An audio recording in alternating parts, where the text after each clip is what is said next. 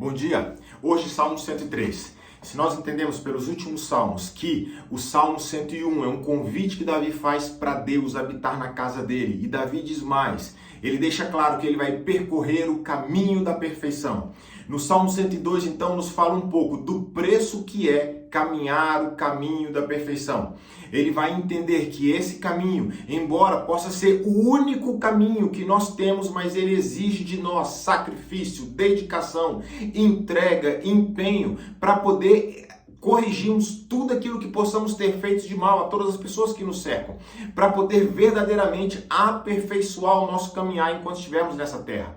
Agora, no dia de hoje, o Salmo de número 103, nós vamos ver quais são as consequências quando eu quero ser o melhor que eu posso ser. O que vai acontecer?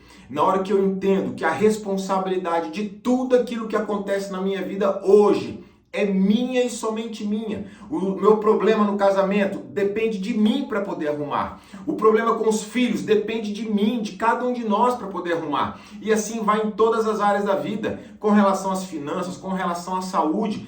Absolutamente tudo depende de nós, de uma atitude que nós tomamos e vamos dizer, eu vou melhorar nessa área. Eu vou melhorar nessa área. Vou andar o caminho da perfeição. Então agora o Salmo 103 ele vai nos trazer o que acontece conosco quando tomamos essa decisão. O que a gente vai perceber? E ele vai começar a dizer pra gente: bendizei, ó minha alma, ao Senhor, tudo que há em mim, bendiga o seu santo nome. Bendize, ó minha alma, ao Senhor, e não te esqueça de nenhum só dos teus benefícios. Ele é quem perdoa as tuas iniquidades. Começamos a entender então que o Senhor vai perdoar os meus erros. Eu já não chego diante do Senhor apontando o erro das outras pessoas. O erro do cônjuge, o erro dos meus pais que me criaram lá atrás, o erro dos meus filhos por qualquer motivo. Não, são os meus erros, as minhas falhas. Quem sara todas as minhas enfermidades, quem da cova redime a minha vida e nos coroa de graça e de misericórdia. É o Senhor quem farta de bens a tua velhice, de sorte que a tua mocidade se renova como águia. Perceba que interessante. No Salmo de ontem nós falamos que o salmista estava dizendo: Senhor, que a minha vida não acabe antes do tempo, que eu consiga terminá-la. No de hoje ele já está dizendo que na minha velhice, ele está vendo a vida dele lá na frente. E mais do que isso, ele fala que a minha mocidade se renova. Sabe o que significa isso? Quando nós escolhemos percorrer o caminho da perfeição, aonde eu vou corrigindo todos os meus relacionamentos, aonde eu vou pedindo perdão onde precisa ser perdoado, onde eu vou trazer para mim as pessoas que me são importantes, sabe o que vai acontecer? A nossa juventude se renova constantemente. Por que isso? Porque rios de água viva começam a fluir do nosso interior. Quando eu resgato o relacionamento que eu tinha com os meus pais, quando eu restauro o relacionamento com o cônjuge, quando eu olho para o relacionamento dos meus filhos e consigo projetar um futuro na vida deles, a Bíblia vai dizer que a nossa juventude, ela permanece, ela vai se repetindo constantemente na nossa vida. É por isso que nós vemos homens e mulheres de idade elevada, mas que aqui dentro são tão jovens ainda em sua alma, justamente por causa disso. A gente vê, por exemplo, Caleb estava com, a Bíblia conta a história dele lá no livro de Josué. Caleb estava com 85 anos de idade, mas ele guardou uma promessa no seu coração. Então ele chega para Josué e fala: Josué, eu tenho uma promessa guardada. Moisés lá atrás me fez uma promessa. Já passaram 45 anos desde que ele me fez essa promessa e eu nunca esqueci dela. E eu sou hoje, aos 85 anos, exatamente a mesma pessoa que eu era lá atrás, 45 anos atrás. Eu sou a mesma pessoa, nada mudou. A mesma energia que eu tinha lá, eu tenho aqui. O mesmo vigor que eu tinha lá, eu tinha aqui. O que é isso? É o que o texto está nos dizendo. A sua mocidade se renova como a água, como a águia. Agora aqui o verso 10, não nos trata segundo os nossos pecados, nem nos retribui consoante as nossas iniquidades. Aqui o salmista está dizendo, olha, fui eu que falhei, fui eu que errei, mas o Senhor, Ele não vai me tratar pelos meus erros e pelos meus pecados, porque eu estou tentando acertar, eu estou caminhando um caminho de perfeição, eu quero melhorar em todas as áreas da minha vida. Então Ele bota os olhos sobre Ele mesmo, para os seus próprios erros e falhas, e Ele entende que Ele é o único capaz de mudar a situação em que Ele vive. Verso 13, como um pai se compadece dos seus filhos, assim o Senhor se compadece dos que o temem, pois ele reconhece a nossa estrutura e sabe que somos pó.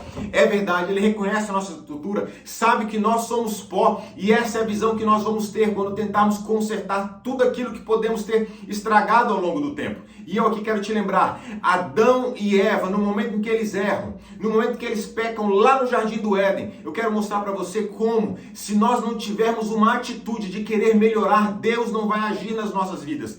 Deus nunca vai fazer algo na minha vida se eu não estiver disposto eu mesmo a fazer também. Ele chega para Adão e fala: Adão, quem te fez saber que você estava nu? Porque o homem se escondeu dele. E Deus falou: o que está acontecendo? Me escondi, tive medo de ti. E ele: como? Quem te fez saber disso? E ele fala o seguinte: foi a mulher que tu me deste. O que Adão está dizendo com essa resposta? A culpa não é minha não, Deus. Ou a culpa é tua ou é da mulher que você me deu. Eu não tenho nada a ver com esse erro. Deus para de falar com Adão. Deus não fala com pessoas que não querem assumir um posicionamento, que não querem assumir responsabilidade. Ele não fala. Então ele chega para Eva: Eva, o que aconteceu? Foi a serpente. Ele não fala mais com Eva, ele vai falar com a serpente. E depois que ele fala com a serpente, ele vai então relatar qual foi a consequência do erro de Adão e Eva. Deus não está lançando um castigo, uma promessa de algo ruim, nada disso. Ele está simplesmente agora relatando o que vai acontecer pela decisão que eles tomaram. A terra vai se encher de espinhos, em dores darás a luz e por aí fora. Ele vai narrando isso até o momento em que então ele narra todo o problema e aí Deus para de falar. Deus não fala mais. Quando a gente lê o texto pode até parecer que é um diálogo, mas Deus para de falar. E aí, diante disso, é Adão quem vai se pronunciar. Ele chega e fala o seguinte: Senhor, o nome dela é Eva. Nesse momento ele deu o nome para Eva que ela não tinha até então. Isso muda? Muda, tem muita coisa nessa informação. Mas o que Adão está querendo nos mostrar através disso, ele está falando: ei Senhor, nós estragamos tudo, é verdade. O que nós fizemos foi um erro, é verdade. Parece que o nosso castelo desmoronou.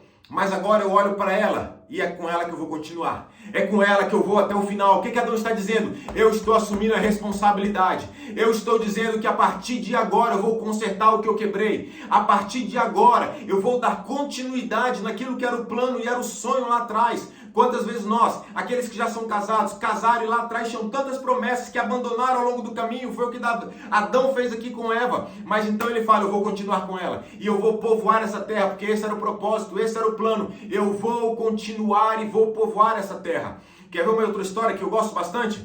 A história de Abraão. Deus ele chega para Abraão e ele fala o seguinte: Abraão, pega o teu filho, o teu único filho. Como é que Deus chama o filho de Abraão de filho único se não era filho único? Isaac não era o filho único.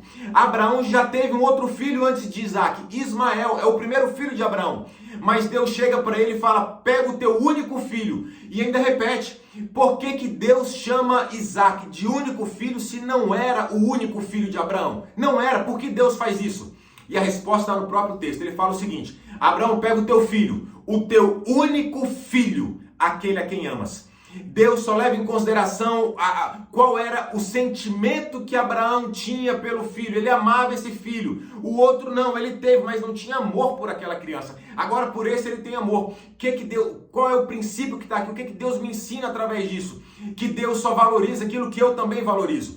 Deus só dá valor àquilo que nós damos valor nessa terra. Se eu não dou valor ao meu matrimônio e não faço nada para melhorar, não adianta orar, Deus também não vai fazer. Se eu não dou valor ao fato de ser pai, de ser mãe e educar os meus filhos, não adianta eu orar. Não adianta eu orar e falar: Deus, toca no coração dessa criança. Se eu não estiver disposto a passar horas de qualidade com o filho. E não é ficar junto, não é ficar perto. Eu estou no mesmo ambiente e aí o meu filho fica ali assistindo televisão e eu fico no meu telefone mexendo em alguma coisa. Isso não é qualidade de tempo. Qualidade de tempo é quando toda a minha atenção está para a vida dessa criança, está para a vida desse filho. Deus estava dizendo para Abraão: Abraão, aquilo que não é importante para você também não é importante para mim. Por isso que eu quero Isaac a quem tu amas. Eu quero Isaac porque você ama Isaac. Deus estava dizendo: eu só quero aquilo que tem valor para você e tem importância. E aqui está um princípio: Deus não vai agir nas nossas vidas naquilo que não for importante para nós. E a grande pergunta é: quão importante para você é o relacionamento com os teus pais? Por mais que eles te feriram, você precisa restaurar esse relacionamento para ter vida longa nessa terra, próspera e abençoada.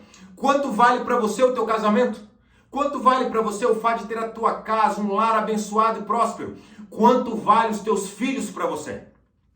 Essa pergunta nós temos que responder. Porque se a gente não der o devido valor às coisas, não adianta orar a Deus, porque para Deus só tem importância aquilo que tiver importância para nós também.